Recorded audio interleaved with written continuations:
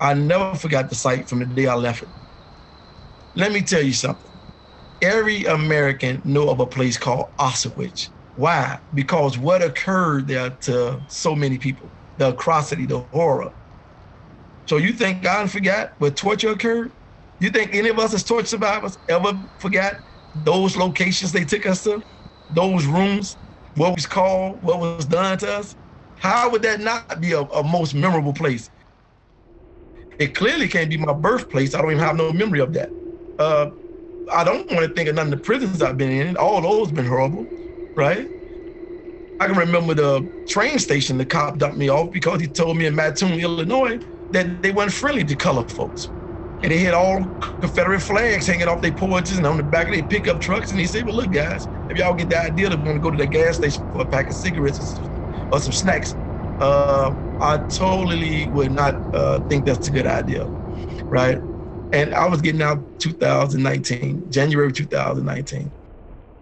Coming back on the eve of the first African-American president who felt that the American made so much progress, our historical past is behind us.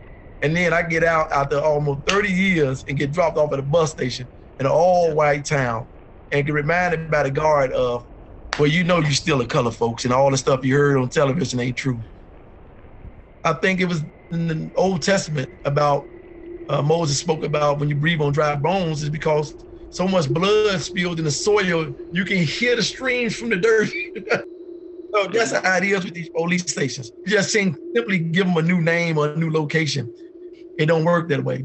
If you're gonna help me remember what happened at Auschwitz, I'm gonna tell you what happened in Chicago. Since 1972 up to clearly 2008-9, that usually police stations carry out torture. If you're gonna tell me how you torture Sheikh Khalid Mohammed and you waterboard him 103 times to get false information out of these terrorist suspects, you know, you had pushback from Congress because you shouldn't be torturing terrorist suspects. Then where's the pushback for torturing Black boys and U.S. citizens, right? So let's address this hypocrisy for some reason, right? And that's what my whole mission is. When I speak of agitation, right? I want to embarrass these so-called politicians, community leaders who want to make issues about these finite things and not these much more important things. One can Google my name and probably find all the litigation and all the work I had done while I was incarcerated for nearly 30 years, taking on the system, not just the cops, but the state's attorney's office, the judges, and many more who the narrative do not address as well, right?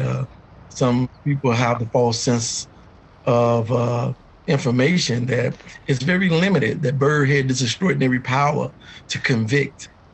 No, you know, we got to introduce people like Jack O'Malley, Mary Daly, Anita Alvarez, Kim Fox, all those ones who continue to stand by these cops to this day. I'm a part of trying to stretch the narrative of Beyond Jon Burge. I'm working with a number of other torture survivors who clearly is on board with that. And we don't see Mayor Lightfoot no different than Rahm Emanuel or Mayor Daley. In fact, she's the first mayor to publicly support the officers in federal court against civil litigation and continue to spend money to fight the torture allegations. In face of all of her own independent investigations, we find that highly contradictory, right? We don't look at it no different than her predecessors, right?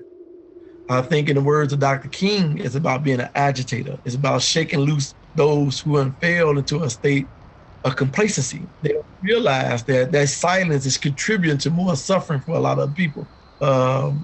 Your mental state of not now, maybe later, in the words of Dr. King, all means no, because that only means I got to continue suffering more.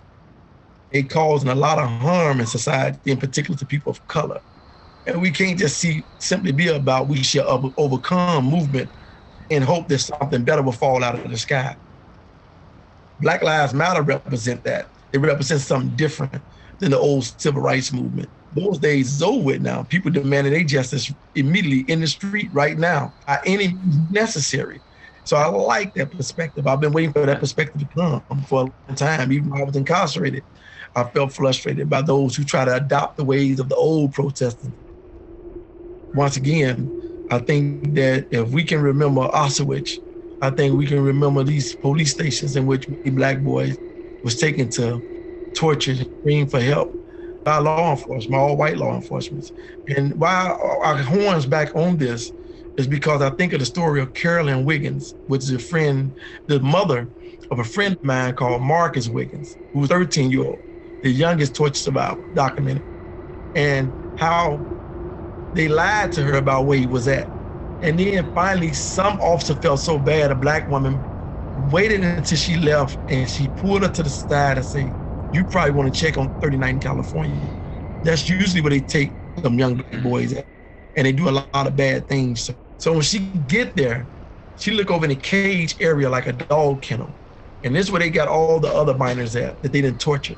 And she see knots on their head, and she recognized them and said, "Where's my baby?" And they point and say they got him in a room and they torture him.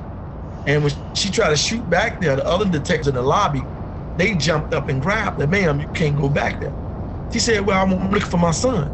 They were like, "Well, what is his name? He may not even be here."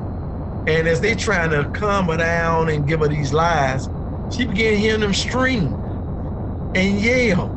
And they got the black box on them and electrocute them. And right away she said, "That's my baby. I want him right now." And the detective's like, "Well, hold up, let us go back there." So when you think about if this would have been Justin Bieber, a little white boy and a white mom, this would be a whole different narrative. No one would let this rest in Chicago. But because we made up with these poor black boys that wasn't at all educated, some of them either affiliated with gangs and some even had a background. So no one gives a flying fuck about what happened to us in those police stations. But I'm not gonna let them forget.